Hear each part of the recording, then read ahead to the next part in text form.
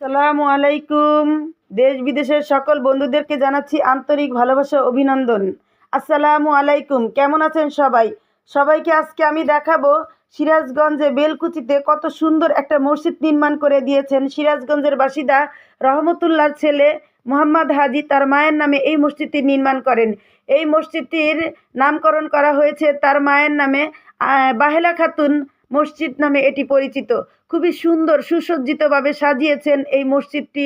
মসজিদটিতে রয়েছে এখানে চিকিৎসালয় রয়েছে, মহিলাদের নামাজ, বিভিন্ন শ্রেণী পেশার মানুষ এখানে এসে নামাজ পড়ছেন, ইবাদত করছেন, কোরআন তিলাওয়াত করছেন, আল্লাহর শুকরিয়া আদায় করছেন। আর যারা এই মসজিদটি তৈরি করে দিয়েছেন তাদের জন্য দুয়া ও সমবেদনা জানাচ্ছেন।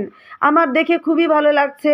এখানে অনেক সুন্দর সুসজ্জিতভাবে সাজিয়ে গুছিয়ে মসজিদটি তৈরি করেছেন। দেখতেই পাচ্ছ কত সুন্দর ফুল গাছ দিয়ে সবুজ ঘাস ঘেরা সৌন্দর্য করে ফুটিয়ে তুলেছেন এই মসজিদটি। আর এখানে দেখতে পাচ্ছ 5 তলা বিশিষ্ট একটা বিল্ডিং।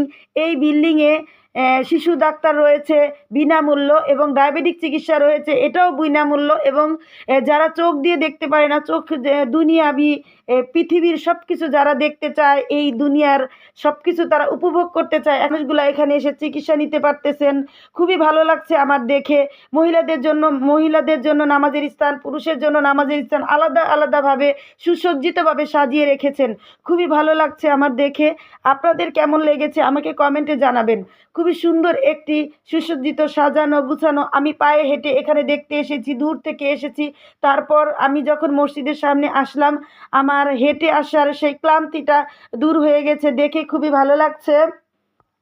তো এই ছিল পুরা ভিডিওটা। আমি সব কিছু ঘুরে ঘুরে এখানে আসছি। আমার ছেলে মেয়ে এবং আমার হাজব্যান্ড মিলে সবাই এই মসজিদটি দেখতে এসেছি। খুবই ভালো লেগেছে আমার। খুব সুন্দর একটি সুসজ্জিত জায়গা, যেখানে ইবাদতের জন্য সবাই এখানে নামাজ পড়তে আসছে। ছেলে মেয়ে সবাই এখানে ইবাদত করছে, মুসল্লিরা এখানে কোরআন তেলাওয়াত করছে।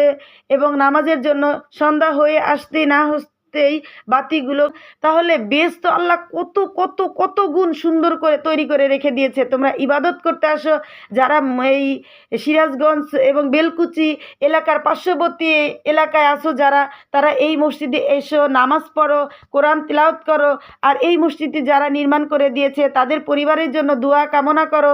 এবং যারা এদের পরিবারে যারা ঘুমিয়ে আছে বা কবরে শায়িত আছে, তাদের জন্য কবরের আযাব এবং দুনিয়াবি মায়া ত্যাগ করে যারা চলে গেছে তাদের জন্য দোয়া কামনা করো।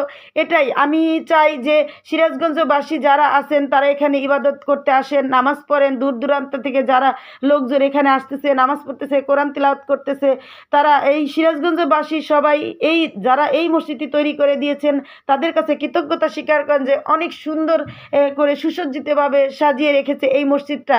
আমার কাছে খুবই ভালো লাগছে। আমি আবারও সিরাজগঞ্জবাসীর কাছে বলতে চাই যে আপনারা সবাই এই মসজিদে আসেন, নামাজ পড়েন, কোরআন তিলাওয়াত করেন, তাদের পরিবারের জন্য দোয়া করেন। এবং সিরাজগঞ্জবাসী যারা আছেন সবাইকে জানাই আমি আন্তরিক ভালোবাসা অভিনন্দন। আসসালামু আলাইকুম সিরাজগঞ্জবাসী। আসসালামু আলাইকুম।